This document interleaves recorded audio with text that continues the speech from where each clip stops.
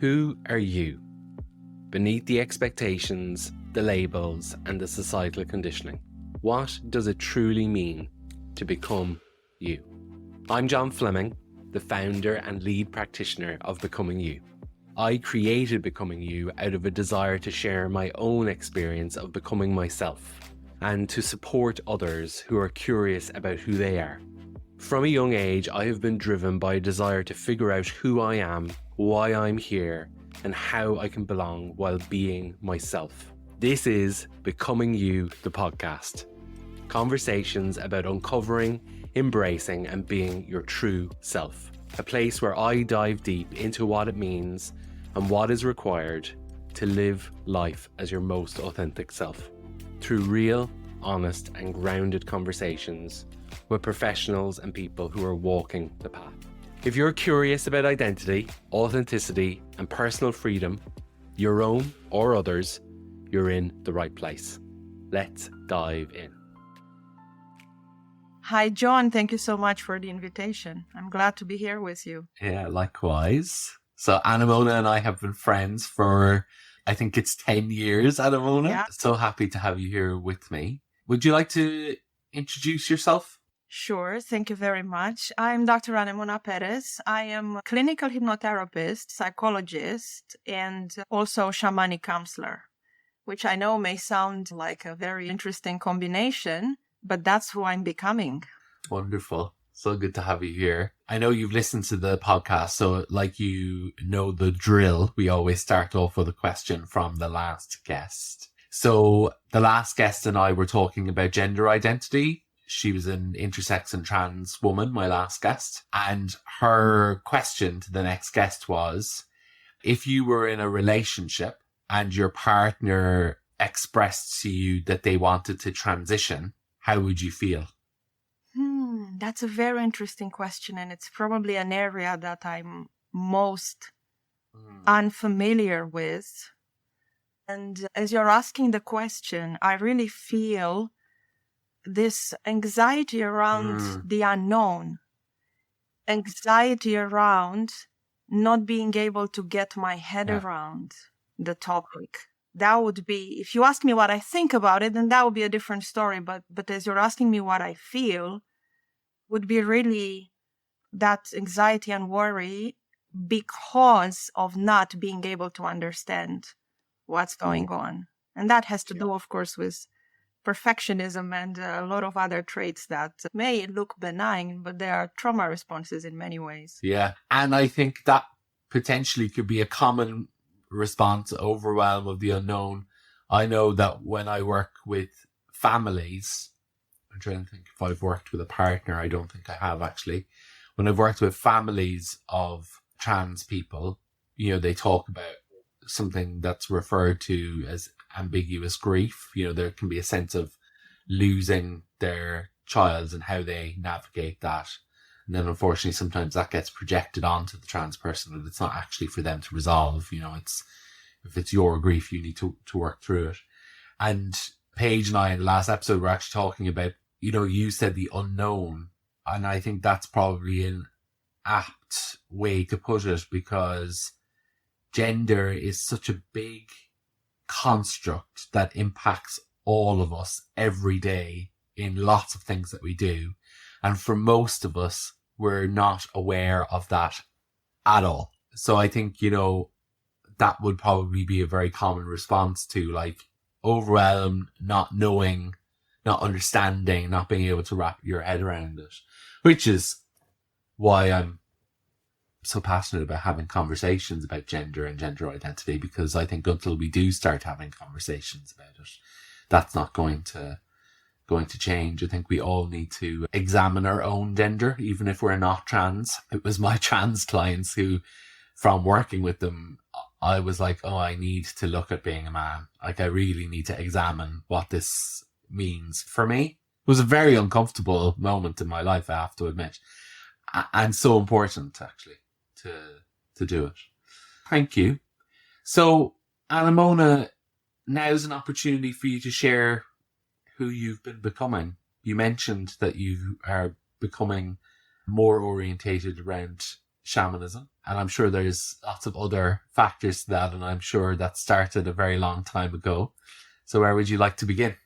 Well, a client of mine was saying lately in one of my group programs, she was saying, it's not really about becoming someone else as it is about unbecoming everything that you are not and bringing that to awareness. And I love the way she put it. I grew up in Romania, in a communist country where there was little to no discussions about the religion or spirituality, which was a good thing in a way, because after the revolution, after the communism fell apart, we were all hungry and thirsty for understanding more about the human being and our relationship with the universe and so on and so forth. Now, even as a teenager, I was reading pretty much mystical books, just as many other people who end up studying psychology. I just wanted to heal myself. I just wanted to figure out what's wrong with me. And that led me to study psychology, and I was really passionate about it. And again, through a twist of fate, because I would have never expected that this will happen, I became a psychologist for Romanian border police. Yeah. And for many years, I was wearing a uniform and a gun, very literally. And I used to joke that I'm not going to actually shoot a target because I operate with psychological weapons. And that was a very interesting part of my life and my career, where I think I was a very different person because I was doing and being what I thought it's expected from me. And that was really not me. And then I took it to a next level extreme as I was working for an EU agency that is also dealing with law enforcement, migration and borders as a training manager. So teaching applied psychology to law enforcement police officers from all over Europe. While from the outside, it looked like I have all the success that anyone could dream of, or I definitely had the success that I would have never dreamt of as the way I used to see myself, just a little girl from a small town in Romania. Like, I could have never dreamt to get to that level, like professionally speaking and social status and everything. On the outside, everything looked like I have it all figured out. And on the inside, complex trauma and high functioning depression were just eating me alive, although I've been in therapy for many, many years. Somehow, thanks to pandemics that really offered an opportunity to many people to reevaluate where they are in life and what do they want, how do they want to live the rest of their life. So pandemics was really a blessing for me. I'm aware that for many people it was a massive challenge. For me, it was a blessing because it gave me the time and the space and the distance and a number of confrontational moments that pushed me to a point of no return, that I knew that's not how I want to live my life from now on, and that's not who I truly am. I took the risk. I took a massive risk. And it's interesting because now looking back, I feel like it was a risk. But back then, it felt like a no-brainer. Of course, this is what I'm doing. Of course, this is the next step in my life. And that was to really fulfill my dream and become a therapist and help people heal and become who they truly are, just as I did for myself. I've been through many different therapies and many different modalities, and they all helped to some extent. I'm not going to say that talk therapy doesn't work, which is like people like to play. People from alternative modalities used to say that, but I can't say that. I think it brought me to the point where I was open to explore my spiritual side, and I was open to miracles, really open and ready for miracle changes. And that's how I became a hypnotherapist, because hypnotherapy really works with the power of the mind in a way that is much faster and much, much deeper. But there's no such a thing as a magic wand. You actually need to have done the groundwork, and this is what talk therapy did for me. And then from hypnotherapy, mystical experiences started to show up in my therapy room, in my therapist Zoom room. That's what opened me to spirituality in a way that started to feed my soul like nothing else. And you can imagine I have an academic background and a law enforcement background, so it looks quite odd where I am right now. And I have to say that transpersonal psychology and shamanism really connected the dots in a way that, nothing else did. I really enjoy playing with expanded states of consciousness and with our connection to the multidimensional, because we are so much more than these labels that are put on us, going back to gender and nationality and religion and so on and so forth. I'm very taken by what you're saying around, talk therapy versus alternative modalities, or the diversity that exists out there, because I started off my career as a masseuse and reflexologist, and then I totally went a different direction into kind of like management in the retail sector, and then I had a corporate job, and then I started studying psychology. And through my life and through my career, I've always valued diversity. Unconsciously, I think it's just been there. It's been like, I'm not a fan of like, well, I'll just find one thing and that will be my thing. I like trying lots of different things. And it's also my kind of hypothesis, I guess, or theory, that becoming you requires that there's no silver bullet. There's no amazing, refined methodology or modality out there that is all encompassing and can, this is the one, gets put up on a pedestal, like CBT gets put up on a pedestal in the medical world because of all the research, for example. But we know from talking to clients that CBT in lots of cases just doesn't work. And it's not to say that it's useless or doesn't have its place, but actually we need a diverse set of modalities to support each of us in becoming who we are. I can see the limitations of talk therapy in that process. I know that personally, and I think professionally from working with clients. But I like about what you said there, which is that it prepared you. And I was thinking about how, talk therapy can be really helpful at creating more flexibility in one's thinking, which then allows an openness to other things. And I think that's really important to underline, actually, and say out loud, because I can be quite, I like this, I don't like that as a person. Yeah. Or that's rubbish, or that's not good. But actually everything has its place. The older I get, I don't know if I'm old enough to say that yet, but I just did. The older I get, the less polarized I become in my thinking, I know. If these episodes have been sparking curiosity in you about your own identity, then I've got just the thing to support your exploration. I'll be facilitating an Uncover You online workshop on Zoom very soon. This will be a space to gently explore uncovering who you authentically are. This workshop is for anyone ready to start or continue their becoming journey in a grounded, reflective and supportive group space. Find the link in the show notes to book your space now. Yeah, I love that you're saying that, because this is exactly what I discovered. Like, I see, Facebook memories coming up, and I see how radical I was about this works and this doesn't work and this is the best thing on the planet. And now I love that form of that sort of an innocence and enthusiasm about new modalities and new golden eggs.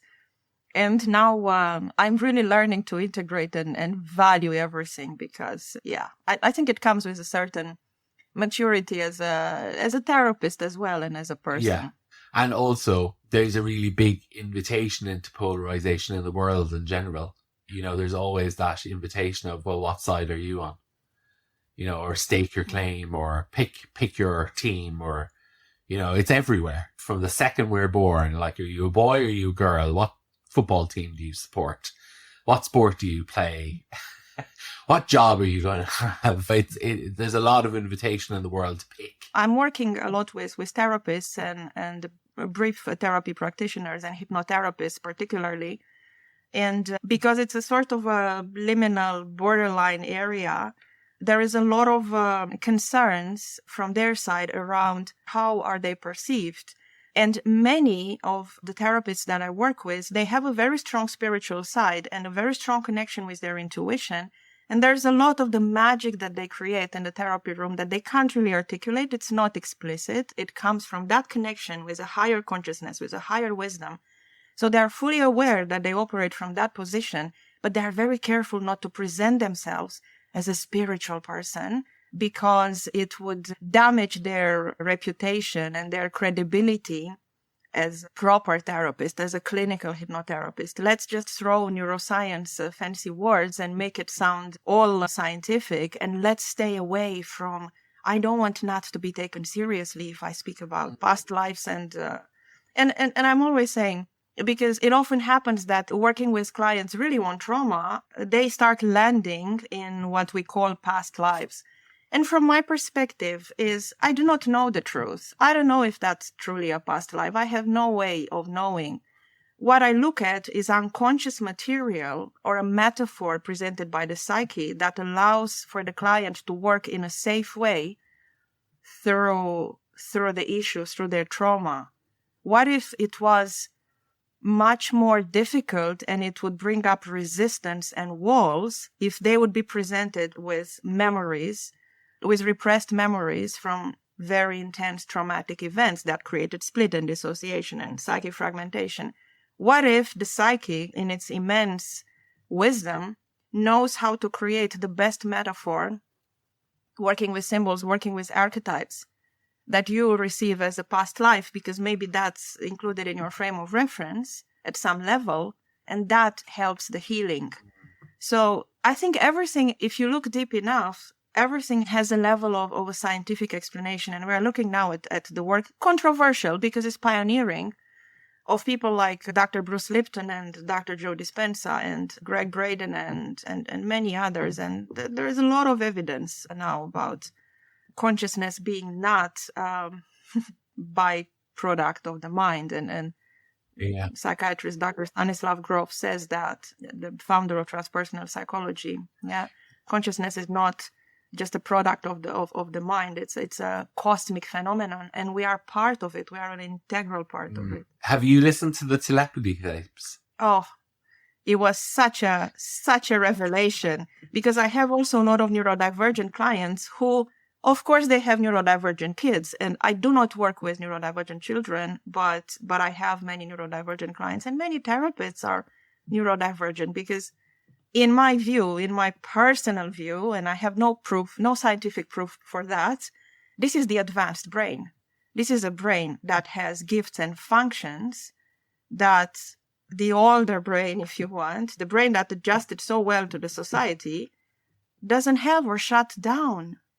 That's what makes it difficult for them to integrate, but that's what makes them magic, truly. So telepathy tapes really proved that...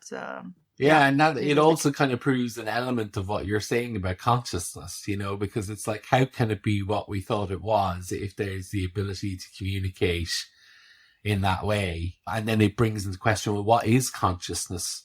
Because is what telepathy is it a sharing of consciousness between two people? We don't know, but it's fascinating. So well proven, because the way they produced that podcast, it's like all the evidence is there. This is not made up or fabricated. The way they went about this is comprehensive. I saw something last weekend, Anémona. I had Martin Duffy on the podcast, who you know, and somebody I don't know listened to that episode and commented underneath it last weekend. And I was like, oh, she makes interesting observation and point here. As you know, I don't read, so I haven't read any of Stanislav Grof's books. And she said that he talks about how expanded states of consciousness are great, but you also need like a foot in reality in the middle world. And I thought, oh, how important that is, actually. It's like, again, that's about balance.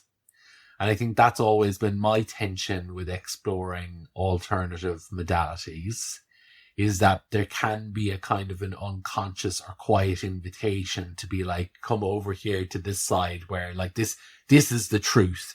This is everything you need to know. And I'm like, well, actually people live in the middle world as well. And they have to like go to work on Monday morning and earn a living and take care of their kids. And that stuff you're on about is great, but like it doesn't take care of any of that. So you need to be able to hold, I think, as a practitioner, hold both with people. because otherwise people become really ungrounded and they don't live in reality. And for me, that's really scary. The thought that I would no longer live in reality, I would become somebody who spiritually bypasses everything. Yeah, that's a very valid point and very important point. Yeah, being grounded, because you also see a lot of people looking for a quick fix and wanting to go to all kinds of spiritual healing that promises the world. And again, we go back to the need for a round approach to healing, which brings in different modalities. And it's also, as you very well said, it's about being grounded in this reality. And this reality has a lot of practical challenges. Yes. Now, what having the ability to go into expanded states of consciousness brings, I would say, it's a higher perspective. And it was again demonstrated. I think the name of the book is Alice Miller, The Spiritual Brain, or I can't remember exactly, but it was research showing that people who have trust and faith better deal with stress, better deal with medical conditions, so on and so forth. So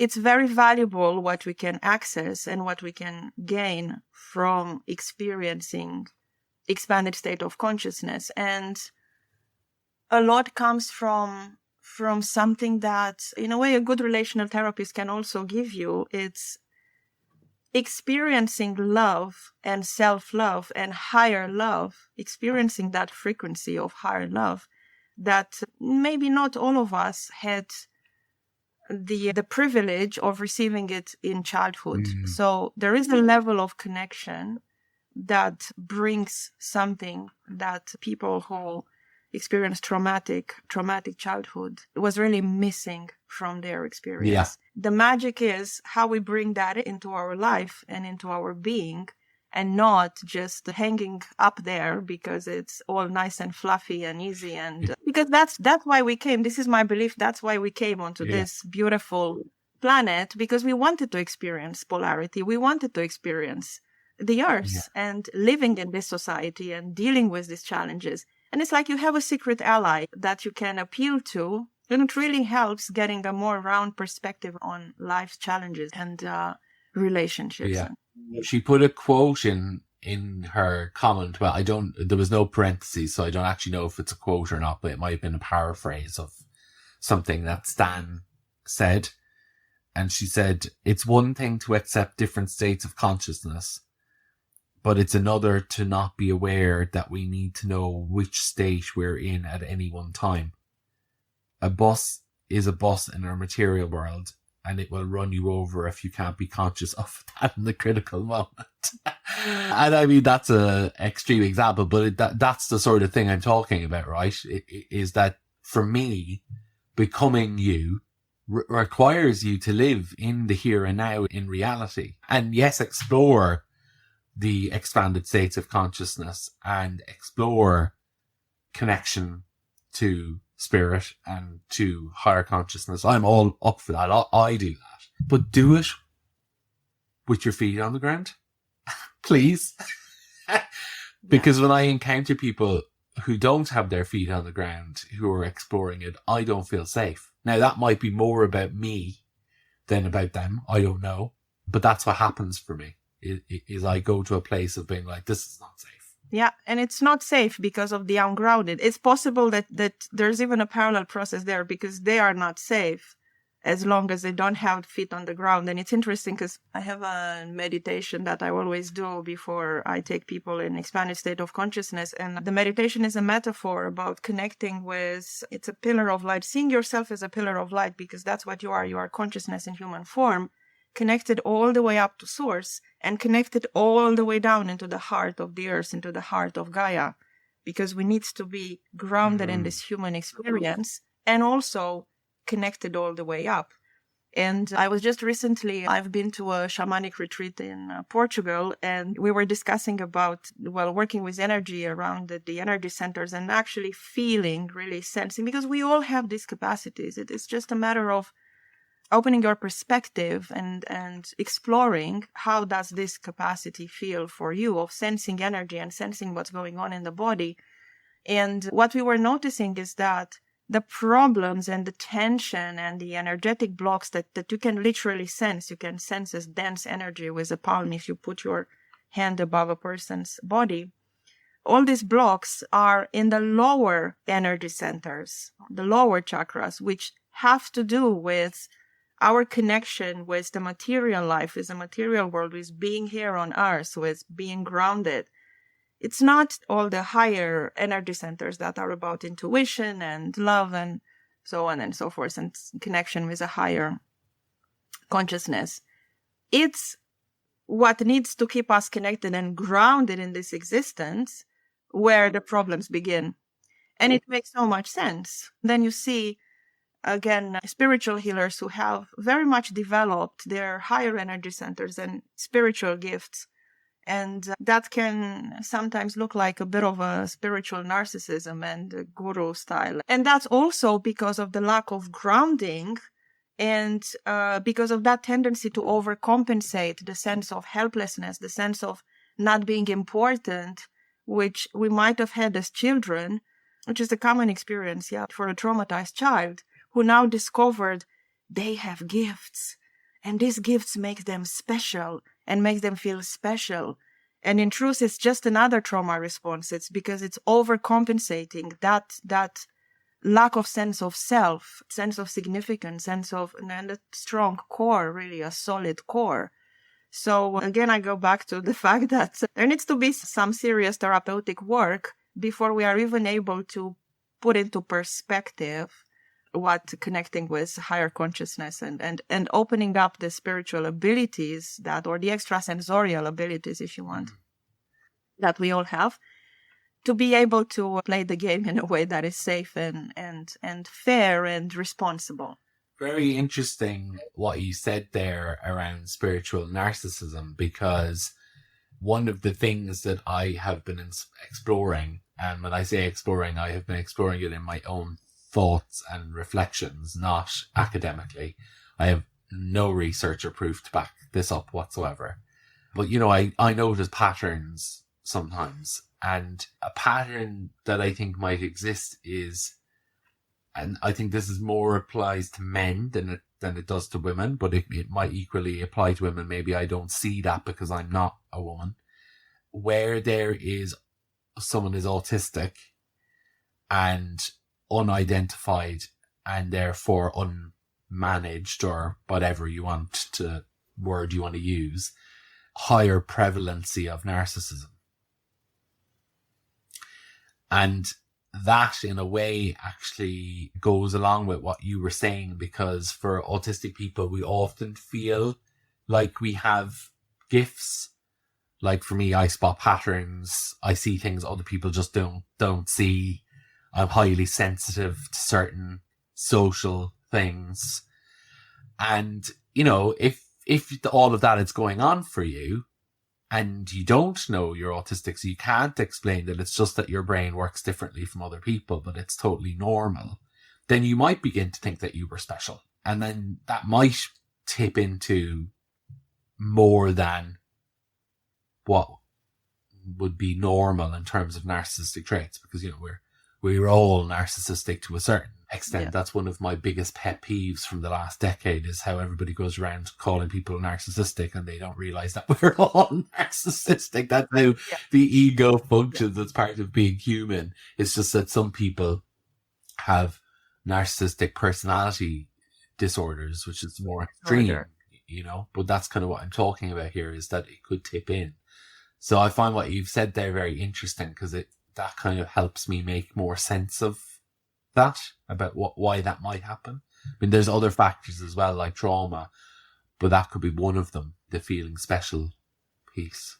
Yeah, the need to feel special. And in a way, we are all special because we are all unique and we are all different in some ways. But it is the question, where does this come from? From which place does it come? Does it come from becoming aware of certain abilities that you have and using them for the good, if you want? Or does it come from a place of minus, from that place where you don't feel good enough, you don't feel important enough, you don't feel special enough, And then that's a way of overcompensating and going into grandiosity. That's also something that I see. And I really don't think it's limited to men, but I see it equally. I see it a lot in women because it's more women that I work with. And again, to me, it's that level of self-awareness where you are able to bring yourself back from even a place where you were tempted. Yeah, because we are all, nobody's perfect. We are all falling into that temptation. Speaking of narcissism and narcissistic traits, the ego is a driving mechanism. When I hear, again, comments that transcend your ego and drop your ego. Guys, we need the ego and the ego mechanism. We need a healthy ego mechanism to navigate this world. Again, it's about balance versus polarizing. And that in itself is a polarizing statement, which is very interesting. How our vocabulary influences how the brain operates. I mean, we know that, the language is a vehicle for the cognitive functions. And again, Anémona, there's spiritual bypassing there as well, because, some of the people that I've encountered in my life who talk about, I've killed all of my ego, I've gone through several unwrappings, it's all dead now, are possibly some of the most egotistical people I've ever met. That's what I'm talking about a lack of groundedness, because then when I encounter those people and their spiritual bypassing to that extent, which is like going on with this utter rubbish about how they've killed their ego and they're now a Zen monk. And I'm like, I don't feel safe around you, actually, at all. I don't think you're being authentic. And I'm concerned now about what you've convinced yourself and who else is involved. I mean, this is how cults start. Exactly. And of course you feel unsafe because it's very obvious their lack of self-awareness. And lack of self-awareness is, I would say, it's the big danger, because when you understand how you operate and your vulnerable points and what's your go-to under stress, then you are much more able to bring yourself back and to keep yourself in check.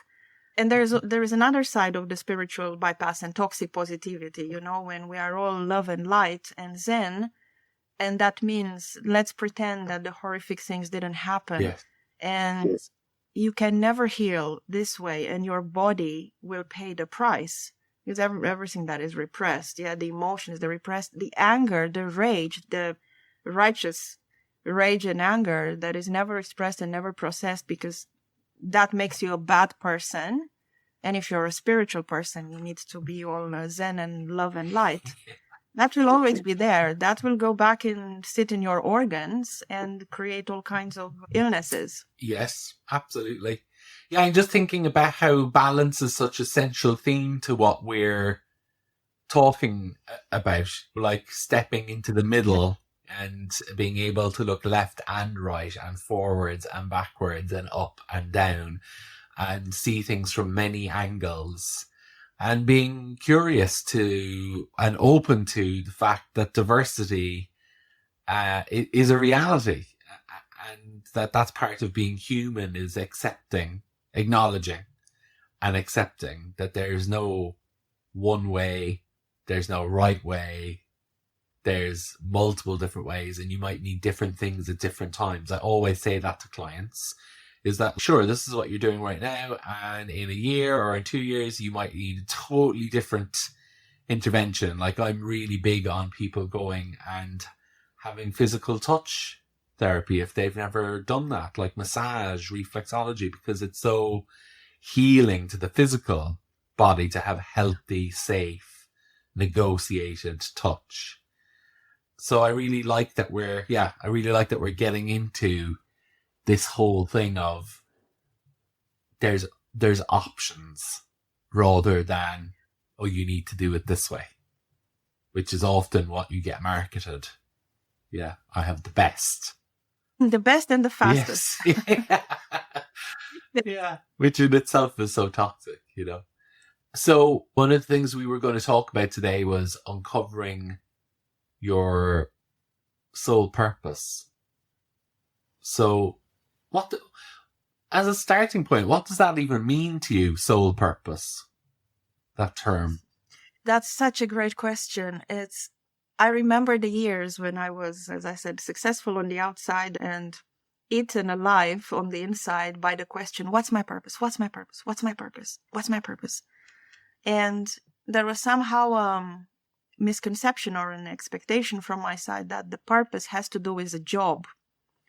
And I was over-investing myself in a job and being quite a workaholic. And that was a trauma response. That's a very serious addiction because it gave me, it compensated and overcompensated for what I was missing inside. I remember that frantic searching for that magic purpose that will finally make me feel happy and fulfilled. And because it didn't make sense, I thought after this master's degree and after this PhD and after this amazing project, I will finally feel complete and whole. And my therapist was a saint, probably, listening to all my fantasies around that. Definitely a saint. And had enough sense of humor to accept me with my fantasies at that time. I realized when I've done what I stepped into my purpose. And from an outer perspective, stepping into my purpose looks like, I left the high-flying corporate European job and I became a healer because the term healer is very, very heavily charged. I became a therapist because that's my sole purpose. And that's a very external way of looking at it, an extrinsic way of looking at it, if you want, because in truth, it's my sole purpose was and still is to become myself. And I loved when you titled your podcast, Becoming You. I thought, this is so synchronistic and so aligned to my realizations around that, because me stepping into my purpose, and I have a program for therapists and healers and for those who aspire to become therapists and healers after having studied many, many, many modalities, and they're still afraid to step into that identity, into that role and into that soul mission, because I truly believe being a therapist is a soul mission, just as anything else. So it was only after I've done it that I realized, but actually it's not the job that creates that identity. It's not the job that gives me the soul purpose. Is me becoming more of me. The more I heal, the more I understand myself, the more I become aware about my weirdness and my shadow and my rigidity and my edges and my go-tos under stress. The more I become aware of all this, the more I am who I truly am. And there's still a long way to go. But that's what enabled me to step into this role that really fulfills me and gives me so much joy and meaning like nothing else did before. And it's not the other way around. It's not that the job became the purpose, as it's me becoming more of myself that I believe enabled me to be where I am now. I mean, that's my perspective. So hearing you share that back in your own way is also quite moving to me, I guess, because I have this sense that because of everything that is in the external world, jobs, cars, friends, relationships, food, school, university, like there's just so much now. Social media and the internet has meant that it's like even bigger again. Our worlds have become huge. That our relationships with ourselves are suffering as a consequence. People aren't orientated to have a relationship with themselves, actually. They want to have relationships with everything externally, but nothing internally. And now I'm making sweeping generalizations here. That's just simply not true. There's lots of people out there who are relating inwards, and that's great. But it's a minority of people, not a majority of people, in my experience. And also my experience is probably very centered around Western Europe and around English-speaking countries. So I don't know what's happening in the East. It could be very different. It often is. But definitely in my own society, I have this sense that people are not orientated towards themselves. And I think it's a real shame, because it's like you've got one life in this body, from my perspective, I want to explore that. I want to see what can I get out of this? What can I learn? What can I figure out? Where can I go to in my relationship with myself? And I find that really exciting. I mean, people might listen to this and just think that's so boring, or like that wouldn't meet my stimulus needs at all.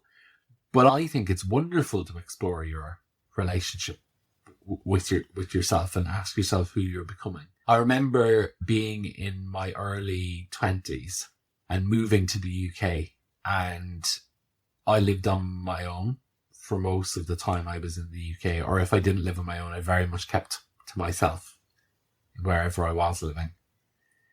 So I used to go to the cinema, or I'd go out for dinner, or whatever. And then I'd go into work and people would be like, oh, what did you do yesterday? I'd be like, oh, I went to the cinema. And they're like, oh, who did you go with? And I was like, I went on my own. And they were shocked. These were my peers, probably people maybe a little bit younger than me, mostly my age, actually.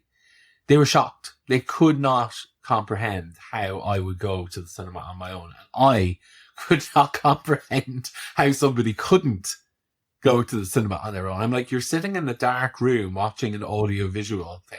Like, why do you need somebody with you, you know? Dinner, I could kind of understand a little bit more, that people might feel awkward, but even then, I always felt very comfortable spending time on my own. And I think that's something I really want to thank my mum for.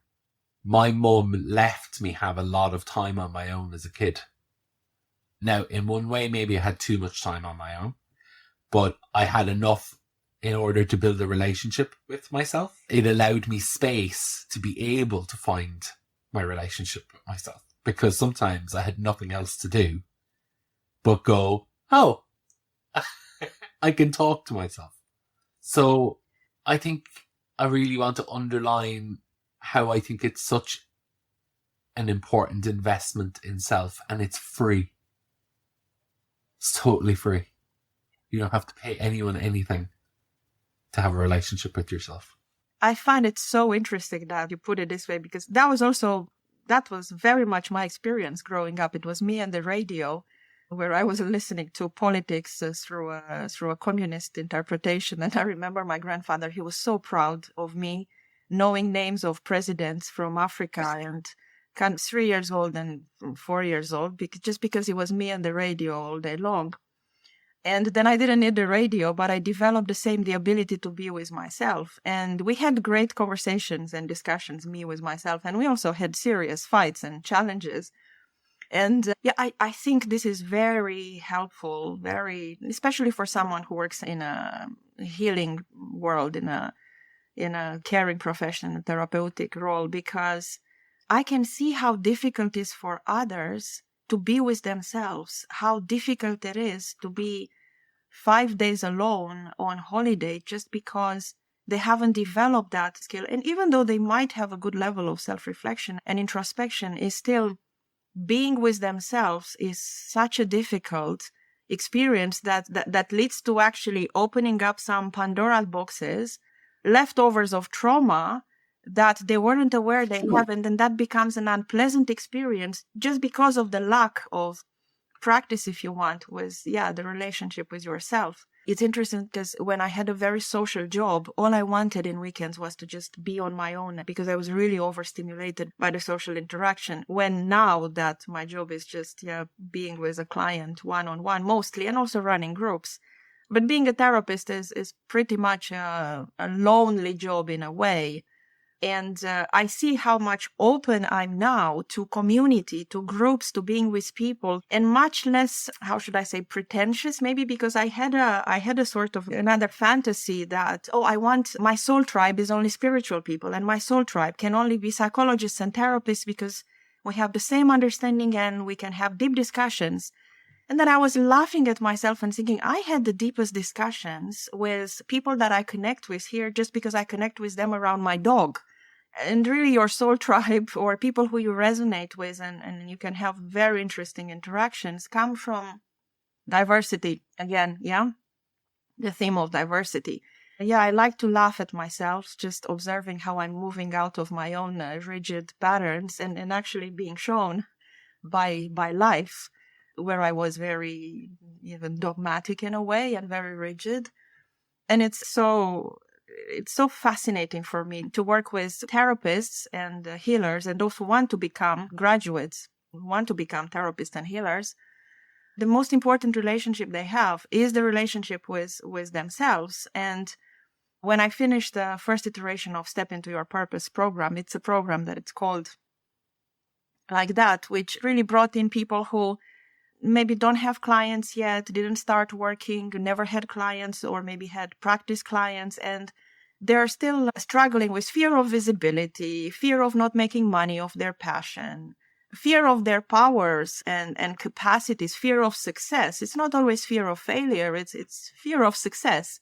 And I used really very common words and common expressions in describing these blocks and limitations, and also people pleasing and procrastination and perfectionism. And again, everything is a trauma response. And sometimes trauma, it's not the bad things that happen to you, it's the good things that didn't happen and should have happened. And also being rewarded for being a good girl or a good boy and not making troubles. And that got you to a point that you really don't know who you are and what you like. You don't have freedom to make decisions. Now, this don't sound like anything terrible. And to a large extent, they came from love, from parents who, that's how they raised themselves. But that brings you to a point where today you don't really know who you are, what you want, why are you angry, what's going on. And during our last session, the wrap-up session in Step Into Your Purpose program, when I asked, so what's the biggest takeaway from this program after 6 months of working on all these fears and also an unclear sense of who you are as a person and who you are as a therapist. There is an actual module. Last module is about that. Who are you as a therapist and who are you as a person? And of course, there was a lot in terms of they started to put themselves out there. They started to talk about what they do, doing podcasts. So fear of visibility resolved to a large extent. Starting to have paid clients. So there were very tangible results. But in most cases, they said the greatest result and the greatest takeaway is that they are less reactive now, or even absolutely calm in front of things that would have triggered them to madness before and really to a temper tantrum. How they are able to recognize in the moment when they respond from a child ego state, from a literally regressing in a moment and feeling that abandoned child, that hurt child, that helplessness and hopelessness. And they are able to see that in the moment, take care of their emotional need, acknowledge what they feel, take care of the emotional need, and step back into the adult and provide an adult response to that situation towards the other person. And the other person is usually family, parents, spouses, children. And I was really touched by all their reflections and realizations that, yes, the biggest takeaway, and a few said, I became a different person. No, you haven't become a different person. You are really uncovering who you truly are and becoming comfortable to being you, becoming like loving yourself. This is such a love yourself. But it really is about having fun with yourself, having a relationship with yourself, being less judgmental, like really taming down the voice of the inner critic. That's, to me, that's a massive healing and massive progress, because the inner critic is a big one that stops us from really being who we can be. Yeah, I think that building a relationship with yourself provides so much stabilization, actually, and grounding, because we were talking about being grounded earlier. It's like, actually, in order for me to be grounded, I do have to know who I am. It's hard for me to ground myself if I'm not clear on who I am. Now, that might be a personal thing for me, but I'm almost certain that that's a common experience for many people. I'm not at all surprised to hear you say that your participants are sharing that, that they're like, oh yeah, I don't react anymore, or I'm able to cope with things that are normally very stressful. And that's some of the intrinsic value in building a relationship with yourself. Yeah. Because some people think, oh, it's just navel gazing. Oh, like I wouldn't have time for that. I have a busy life. And it's like, oh no, it's not navel gazing at all. Like this is really important stuff. This allows you to function effectively in the world. This isn't a nice to have. This is a must have. If you want a stress-free, stable, grounded life, then you have to be clear on who you are. Like that, from my perspective, it's a non-negotiable. And on the other end of the spectrum, again, talking about polarizing, I meet many aspiring therapists who are really harsh and judgmental with themselves, saying, I'm not healed enough until I am 100% healed. And of course, there is a value in that. The wounded healer, I love to joke a bit about the same time, the wounded healer. Well, the wounded healer needs to be healed enough not to project their own trauma on their client. And we know the power of transference and countertransference. And yeah, it's good to know how to work with it, but you don't want this to happen out of your awareness in the therapy room. So yes, absolutely. There needs to be that healthy level of awareness and healing and relationship with yourself. And then to hold the other perspective is you also can't expect from yourself to be 100% healed, 100%. There's zero shadow. All your shadow was brought into light. Yeah. It's actually, it's bollocks. Yeah, it's total bollocks. I mean, that's in a way actually one of the reasons why I think the word therapy and healing are actually really unhelpful, because they give the connotation of, oh, I'm going to be perfect. And it's like, no, that's not the goal here at all. Like, that's not the way it works. This isn't like an A to B to C to D to X process. This is lifelong, many layers to an onion sort of thing. And it's like, well, wherever you are right now is good enough. I do think, though, that that's a hangover from the medical model, because people are so used to getting an infection, getting an antibiotic, getting better. And then it's like, oh, yeah, great. Getting healed. And it's like, yes, it's a passive, Yeah. Yeah. And what they don't realize at all, right, in that process, if you want to be really critical about it, is that their symptoms, physical symptoms might go away, but their body takes a lot longer to heal from an infection just from when the symptoms begin to disappear. There's a lot going on at a cellular level, and it takes lots of time. Like, for example, after people have had a virus, they could have post-viral fatigue for months and months and months, but, essentially they're healed, they're well enough. And I think people don't acknowledge that when it comes to things of a psychological and emotional nature, is that it takes time. It is, as you said, I have a better tolerance to the word therapist, actually, than healer, because it's so charged and biased and full of bringing so much expectations.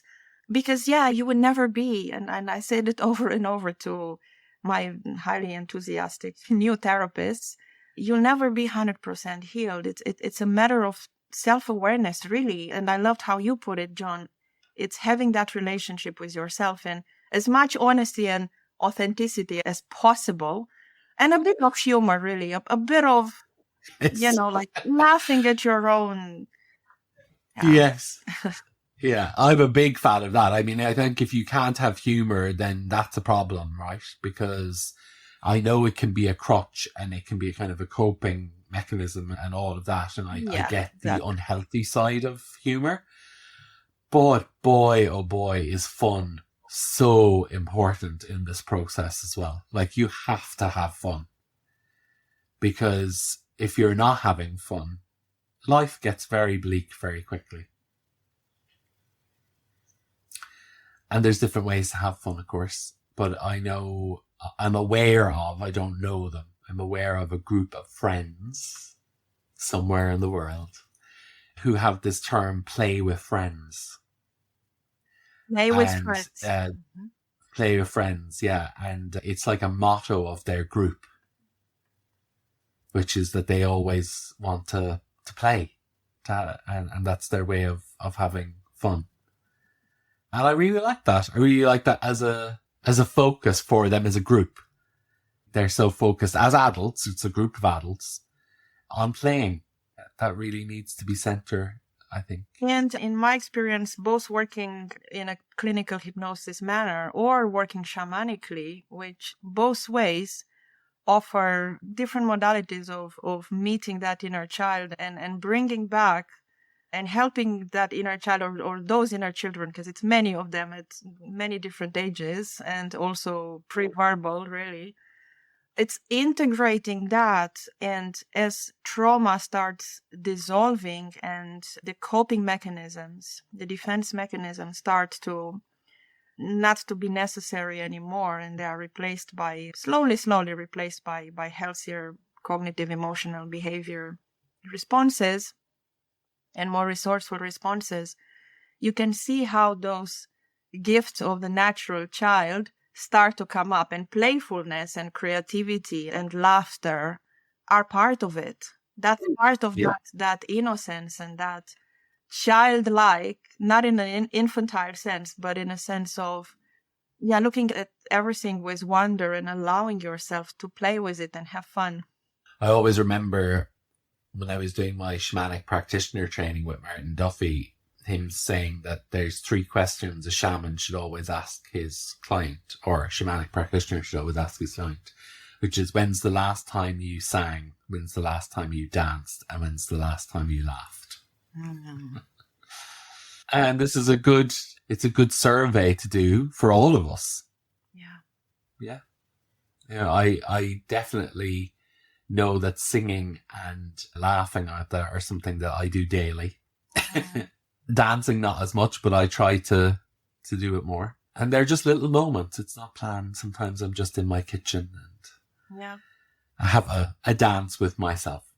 That's beautiful. And of course, it makes a lot of sense. I mean, movement, we know that movement has the very important function. And singing, it's activating the vagus nerve, so through the vocal cords. And I find also that singing, it's not just in a metaphoric way, allowing you to express yourself and really have a voice, in also at a symbolic level, having a voice, like daring to let out, to express yourself. And I know there are even therapeutic modalities that work with a sound, with a voice. Your voice is able to project sounds that you would have never imagined that is possible, because it comes from the soul. It comes from that level of truth and depth that we don't often connect with in our daily life. Yeah, finding your voice. Anémona, do you have a question for the next guest? You inspired me for the question for the next guest, and I will ask the next guest, what does consciousness mean to them? What is consciousness to them? Nice. Interesting question. Okay. And for our conversation, we have unsurprisingly zoomed around many different things. What's your parting sentiment for our conversation? Your parting sentiment. I've listened to pretty much all your episodes, I think, in this podcast, and I'm amazed over and over again by the stories that people share, which truly are the stories of becoming themselves and living their purpose by becoming themselves, because you are your purpose. So that's going to be my closing statement. You are your purpose. Becoming you is the purpose. I love that. Yeah. That even expands and evolves my own thinking around you, because I feel like that's a real gift, actually. You are your purpose. Thank you so much, John. This was a pleasure. Thank you, Anémona. Thank you for listening.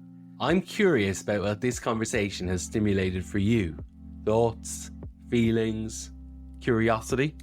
If this episode intrigued you, hit follow to be notified about new episodes. I know these conversations are valuable to me, and if you think they're valuable too, please do leave a review. Leaving a review allows more people to discover the podcast.